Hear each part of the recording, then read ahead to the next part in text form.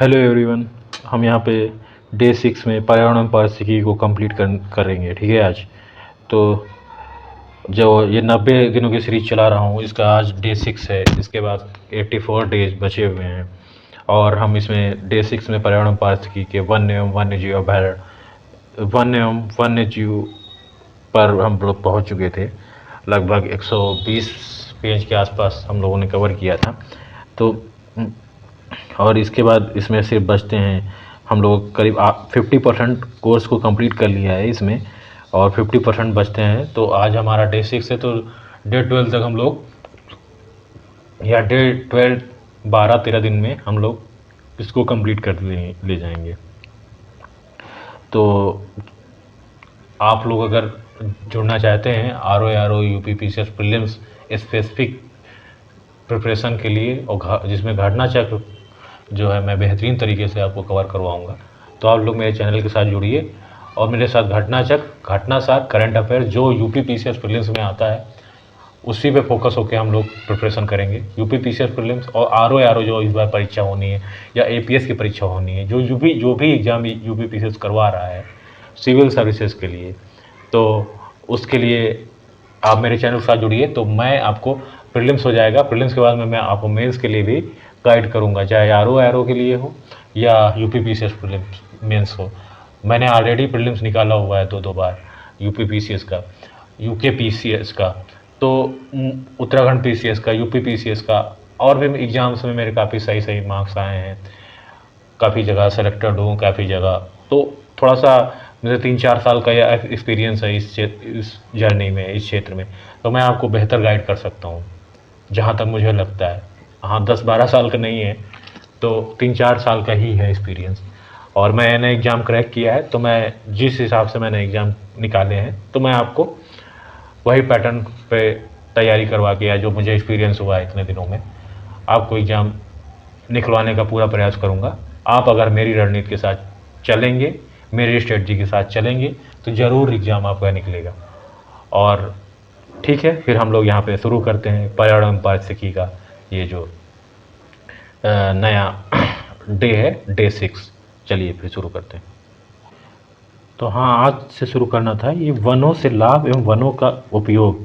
तो सब शुरू करते हैं। विकास के चरण के आधार पर, है ना, विकास के चरण के आधार पर प्राकृतिक संसाधनों को निम्न समूहों में बांटा गया है। तो संभाव्य संसाधन, वास्तविक संसाधन और आरक्षित संसाधन और स्टॉक संसाधन। ठीक है। इसमें जो इसके बाद इसके क्वेश्चंस को हम देखते हैं जो कैसे क्वेश्चन आ रहे हैं इसमें। वन नवीकरणीय संसाधन है, ये पर्यावरण की गुणवत्ता को बढ़ाते हैं।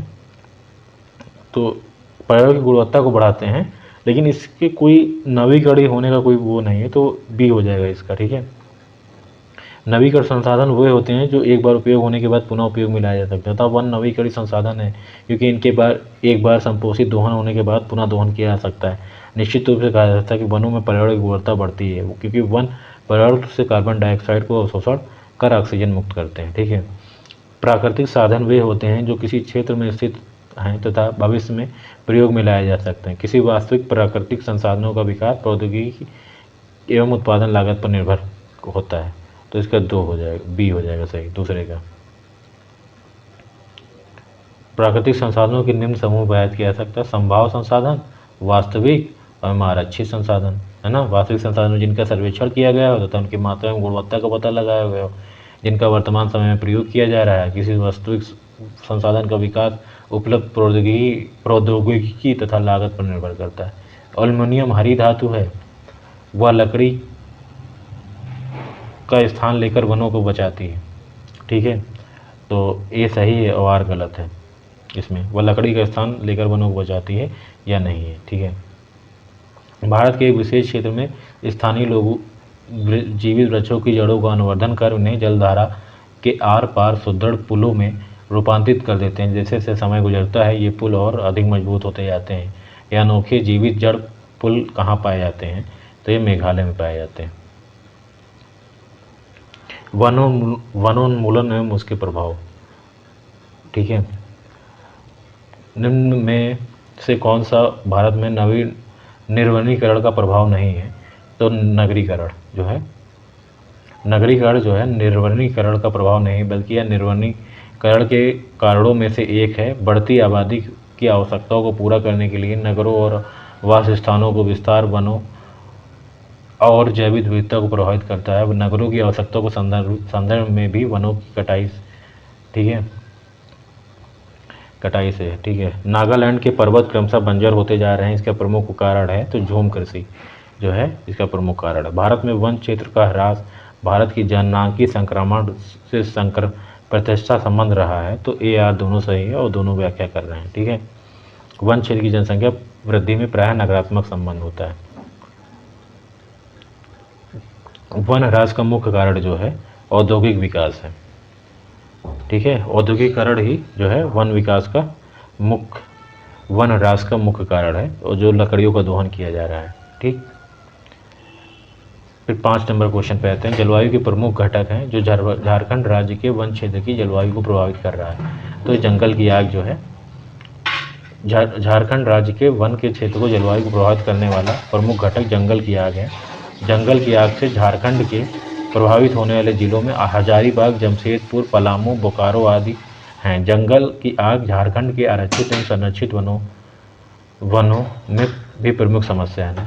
भारत में निम्नलिखित में से कौन सा नगर वृक्षारोपण में विशिष्टता रखता है? तो वालपराई जो है, वालपराई नगर तमिलनाडु के कोयम्बटूर जिले में स्थित है। यह उक्त विकल्प में वृक्षारोपण में विशिष्टता रखने वाला नगर है। राष्ट्रीय वन नीति आई थी 1952 में। इसको देखते हैं जो है, और इसके अनुसार जो है वनों को वर्गीकृत किया गया है: संरक्षित वन, राष्ट्रीय वन, ग्राम वन एवं वृक्ष भूमि। जबकि राष्ट्रीय उद्यान व वन का संवर्ग नहीं है। राष्ट्रीय वन नीति के अनुसार देश में कुल क्षेत्रफल में कम से कम 1/3 अर्थात 33% भाग पर वन होने आवश्यक हैं, ताकि पारिस्थितिकी संतुलन रखा जा सके। पहाड़ी और पर्वतीय क्षेत्रों में यह निर्धारण 2/3 है, ताकि अपरदन व भूस्खलन को रोका जा सके। सामाजिक वानिकी को प्रोत्साहन देना तो देश की कुल भूमि का 1/3 वन आच्छादित करना राष्ट्रीय वन नीति का प्रमुख उद्देश्य है। राष्ट्रीय वन नीति 1988 में शामिल है। वनीकरण एवं व्यर्थ भूमि का विकास, वन पुनर्नवीकरण और विद्यमान वनों में पुनः पौधरोपण तथा लकड़ी के अन्य विकल्पों को प्रोत्साहन, अन्य प्रकार के ईंधन की पूर्ति। जबकि नाशकों और कीटनाशकों को व्यापक प्रयोग का संवर्धन इसमें शामिल नहीं है। काफ़ी समय से चर्चित राष्ट्रीय वन नीति के प्रारूप 2019 में विभिन्न मंत्रालयों को बैठक में स्वीकृत हो गया।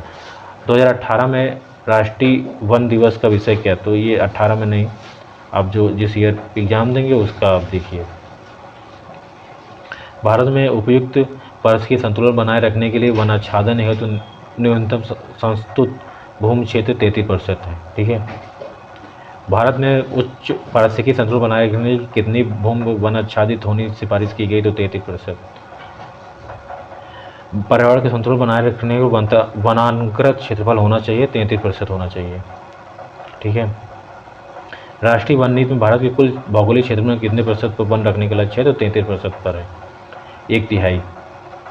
राष्ट्रीय वन नीति के अनुसार निम्नलिखित में से कौन सा वर्ग का संवर्ग नहीं है? तो राष्ट्रीय उद्यान जो है इसका संवर्ग नहीं है, ठीक है। इसमें संरक्षित वन है, राष्ट्रीय वन है, ग्राम वन है और वृक्ष ट्री लैंड्स हैं। वनीकरण और व्यर्थ भूमि विकास, पुनर्नवीकरण और विद्यमान वनों में पुनः पौधरोपण, लकड़ी के अन्य विकल्पों को प्रोत्साहन और अन्य प्रकार के ईंधन की पूर्ति, पीड़कों और कीटों से होने वाले क्षय से वन क्षेत्र की हानि को रोकने के लिए पीड़कनाशकों और कीटनाशकों के व्यापक प्रयोग का संवर्धन। तो ये नहीं से, तो 1, 2, 3 सही हो जाएगा इसका। राष्ट्रीय वन नीति का मुख्य उद्देश्य क्या था?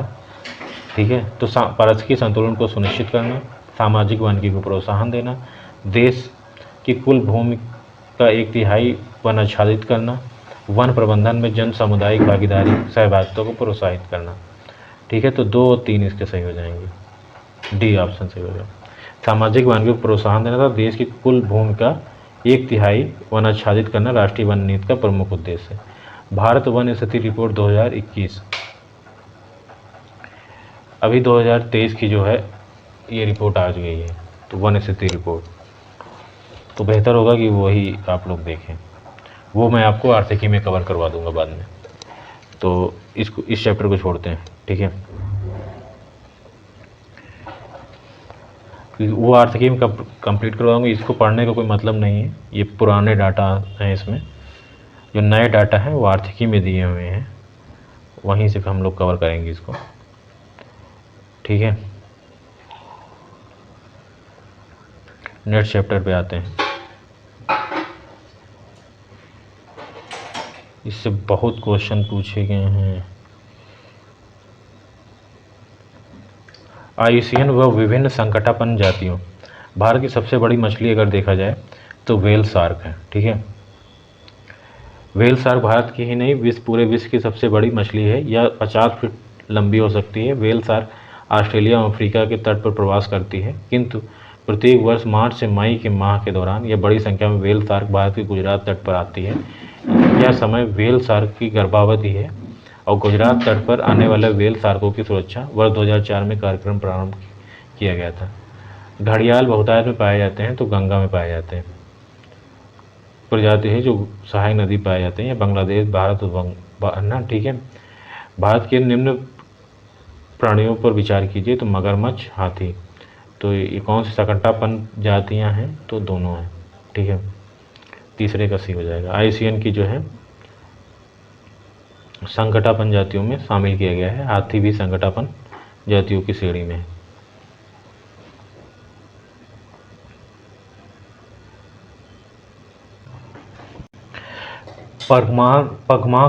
पगमार्क तकनीक का प्रयोग किया जाता है तो विभिन्न वन्य जंतुओं की जनसंख्या का आकलन के लिए जो है इस पगमार्क तकनीक का प्रयोग किया जाता है।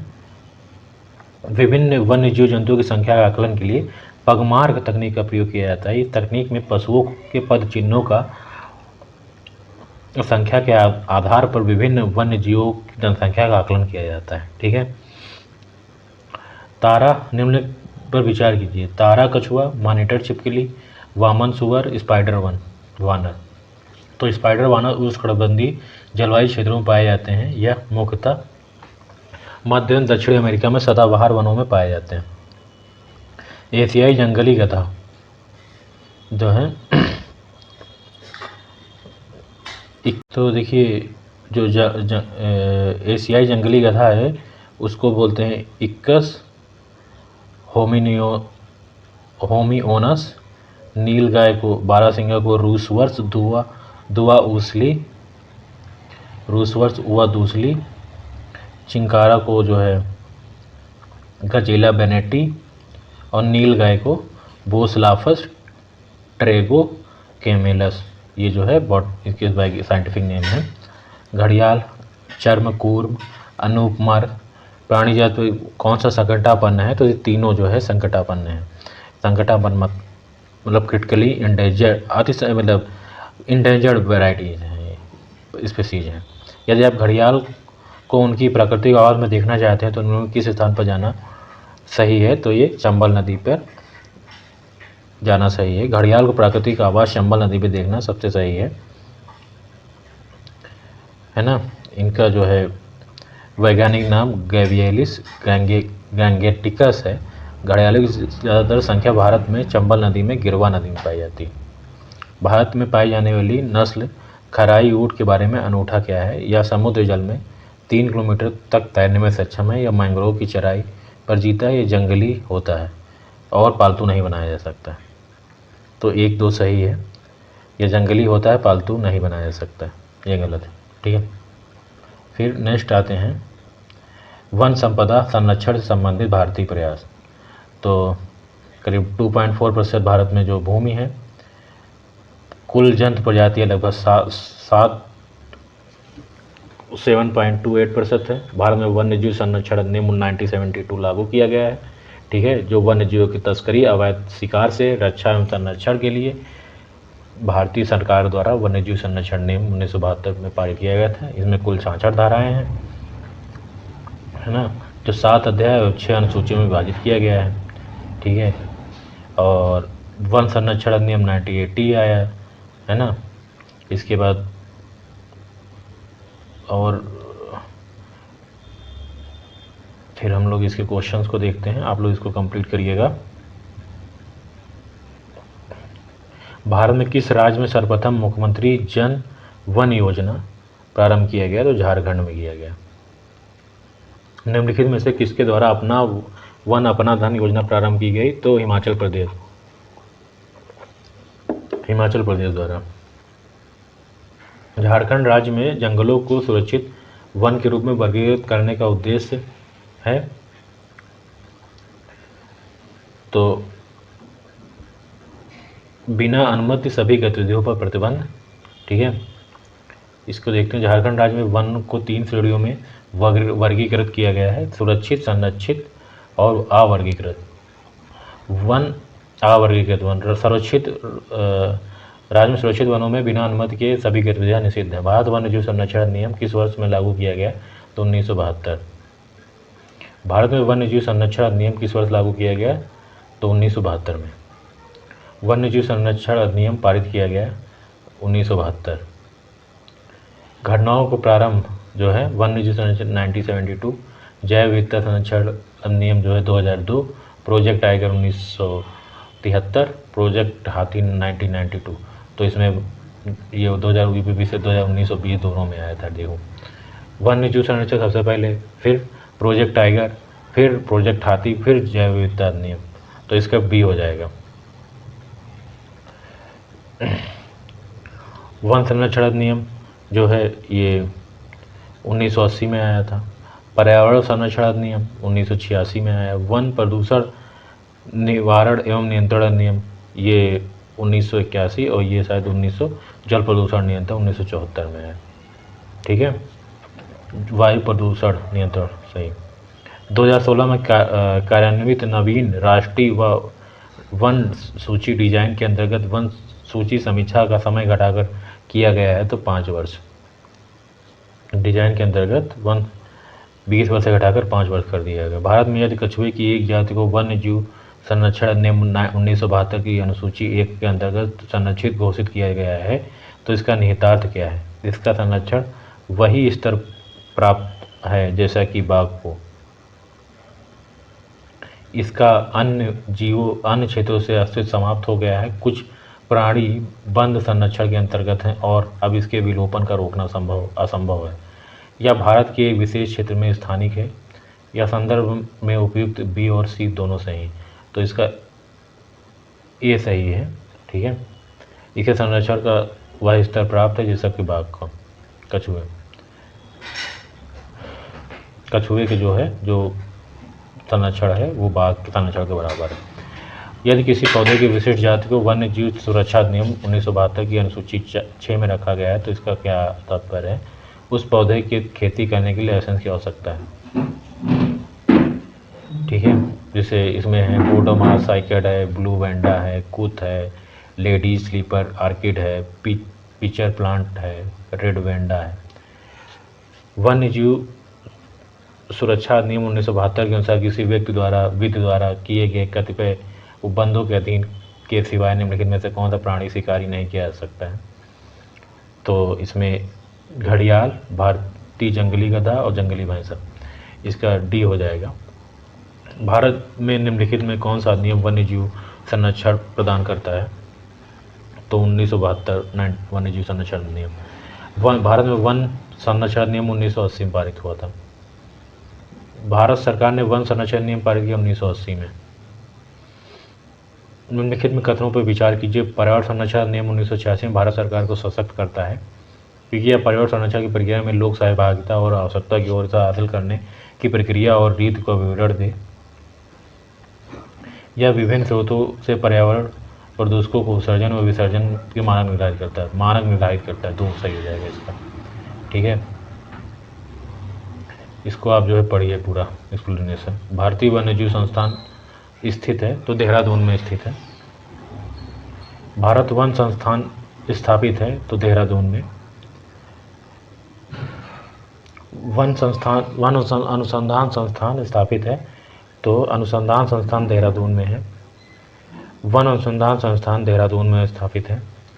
झारखंड राज्य सरकार ने राज्य के विभिन्न वन्य जीव अभयारण्यों में वर्ष की अवधि के लिए वन्य जीव प्रबंधन योजना शुरू की है, तो 10 वर्ष के लिए। ठीक है। निम्नलिखित में से कौन सी संस्था पर्यावरण से संबंधित नहीं है, तो भारतीय सर्वेक्षण विभाग जो है पर्यावरण से संबंधित नहीं है। जो है भारतीय सर्वेक्षण विभाग विज्ञान और प्रौद्योगिकी विभाग के अधीन जो है भारतीय सर्वेक्षण और मानचित्र के लिए भारत सरकार का एक प्राचीनतम विभाग है। इसकी स्थापना 1767 में की गई थी, है ना। भारतीय वन अनुसंधान और शिक्षा परिषद ने वन आधारित समुदायों का समर्थन करने के लिए TIFAC के साथ समझौता ज्ञापन पर हस्ताक्षर किए हैं। ICFR का मुख्यालय कहाँ स्थित है, तो ICFR का मुख्यालय जो है ये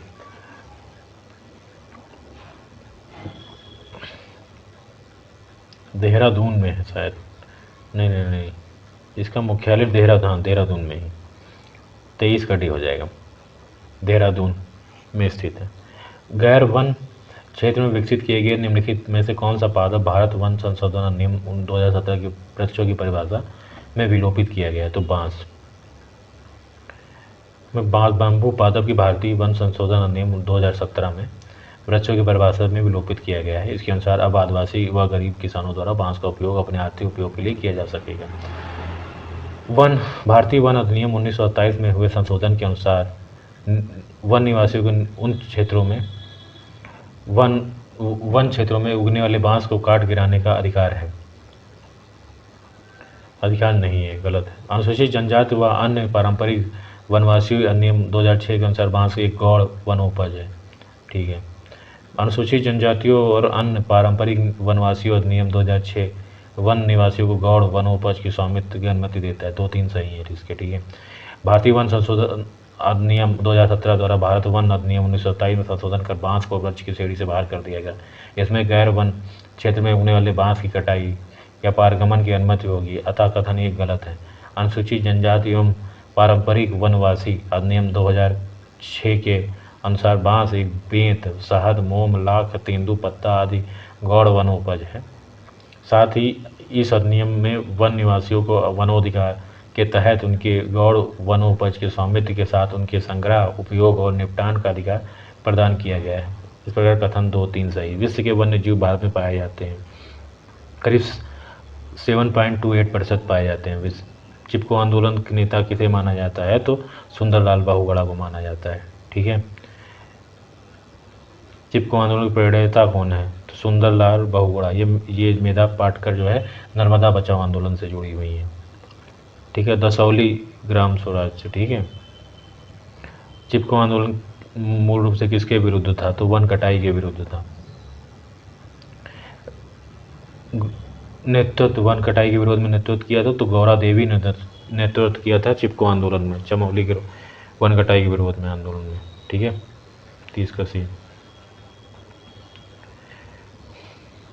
राजीव गांधी वन्यजीव संरक्षण पुरस्कार दिया जाता है, तो शैक्षिक एवं शोध संस्थाओं को, वन्य जीव अधिकारियों को, वन जीव संरक्षकों को, सभी को दिया जाता है। ठीक है। National bureau of plant genetic research स्थित है, तो ये नई दिल्ली में स्थित है। अमृता देवी स्मृति पुरस्कार जिसके लिए दिया जाता है वह है वन एवं वन्य जीव सुरक्षा के लिए। अमृता देवी बिश्नोई स्मृति पुरस्कार वन एवं वन्य जीवों की संरक्षण एवं अभूतपूर्व योगदान के लिए राजस्थान सरकार के वन विभाग द्वारा प्रदान किया जाता है। नेपाल एवं भारत में वन जीवन संरक्षण प्रयासों के रूप में सेव नामक एक नया संगठन प्रारंभ किया गया है। सेव का उद्देश्य संरक्षण करना है, तो टाइगर का। नेपाल एवं वन। ठीक है। प्रत्येक वर्ष कतिपय विशिष्ट समुदाय, जनजात, पारिस्थितिक रूप एवं महत्वपूर्ण मास भर चलने वाले अभियान त्यौहार के फलदार वृक्ष की पौधरोपण करते हैं। निम्नलिखित में से कौन सा एक समुदाय जनजाति है, तो गोंड और कोरकू। भारतीय पशु कल्याण बोर्ड पर्यावरण संरक्षण नियम 1986 के अधीन स्थापित है। राष्ट्रीय बाघ संरक्षण प्राधिकरण एवं एक संवैधानिक निकाय है। राष्ट्रीय गंगा नदी द्रोणी प्राधिकरण की अध्यक्षता प्रधानमंत्री करते हैं, तो इसका बी हो जाएगा, 2-3 सही हो जाएगा। पर्यावरण संरक्षण नियम के अधीन नहीं है। ठीक है। नेक्स्ट क्वेश्चन देखते हैं। संकटापूर्ण वन्य जीव पर्यावास ये परिभाषा वन अधिकार अधिनियम 2006 में समाविष्ट है। भारत में पहली बार बैगा को पर्यावास अधिकार दिए गए हैं। केंद्रीय पर्यावरण, वन एवं जलवायु परिवर्तन मंत्रालय भारत के किस भाग में विशिष्ट रूप से कमजोर जनजाति समूहों के लिए पर्यावास अधिकार पर आधिकारिक रूप से निर्णय लेता है और उसकी घोषणा करता है? तो ये 1 और 2 दोनों सही हो जाएंगे। ठीक है, एक्सप्लेनेशन को आप पढ़िए। निम्नलिखित में कौन सा एक वन्य प्राणियों की विलुप्तीकरण का प्रमुख कारण नहीं है? तो जनसंख्या की तीव्र वृद्धि विलुप्ति का प्रमुख कारण नहीं है ना। राष्ट्रीय कृषि वानिकी अनुसंधान केंद्र स्थित है, तो ये झांसी में स्थित है। राष्ट्रीय कृषि वन 1988 में कृषि भारतीय ICAR की एक इकाई के रूप में स्थित हुआ। ठीक है, ये झांसी रेलवे, इसको जो है हम लोग देखते हैं। प्राकृतिक आवास का नष्ट होना, जंगलों में आग लगना, वन्य प्राणियों के अवैध वाणिज्यिक व्यापार वन्य प्राणियों के विलुप्तीकरण के प्रमुख कारण हैं। जबकि जनसंख्या की तीव्र वृद्धि से जीव विलुप्त नहीं होंगे, बल्कि उनमें आवास एवं भोजन के लिए प्रतिस्पर्धा बढ़ेगी। संकटापूर्ण वन्य जीव पर्यावास क्रिटिकल वाइल्ड लाइफ हैबिटेट की परिभाषा अनुसूचित जनजाति एवं अन्य परंपरागत वन निवासी अधिनियम 2006 या वन अधिकार अधिनियम 2006 में समाविष्ट है। इस अधिनियम का मुख्य लक्ष्य जनजातियों के अधिकारों को मान्यता और उनके अधिकार, दायित्व एवं लाभ का तर्कसंगत वितरण है, ताकि वनों पर निर्भर समुदाय की जीविका सुनिश्चित होकर वन संरक्षण के उद्देश्य की प्राप्ति हो सके। भारत में सबसे पहले बैगा समुदाय को पर्यावास अधिकार दिए गए। मध्य प्रदेश सरकार द्वारा पहली बार डिंडोरी जिले के 7 गांवों में जनजाति समूहों को यह अधिकार दिया गया। जनजाति मामलों के मंत्रालय भारत सरकार द्वारा देश के किसी भाग में विशेष रूप से कमजोर जनजाति समूहों के लिए पर्यावास अधिकार पर आधिकारिक रूप से निर्णय लिया जाता है और इसकी घोषणा की जाती है। ठीक है, चलिए फिर इसी के साथ ये हम जो है ज़्यादा लंबा वीडियो नहीं बनाएंगे, वरना फिर वो बहुत ज़्यादा हो जाता है। मैं इसको आगे जो है डे 7 में कंप्लीट करूँगा। ये वन संरक्षण से संबंधित वैश्विक जो प्रयास है, तो इसको जो डे 7 में कंप्लीट करूँगा, क्योंकि ये भी काफ़ी बड़ा चैप्टर है। चलिए फिर वन संरक्षण से संबंधित वैश्विक प्रयास जो है नेक्स्ट डे 7 में करते हैं। ओके, धन्यवाद।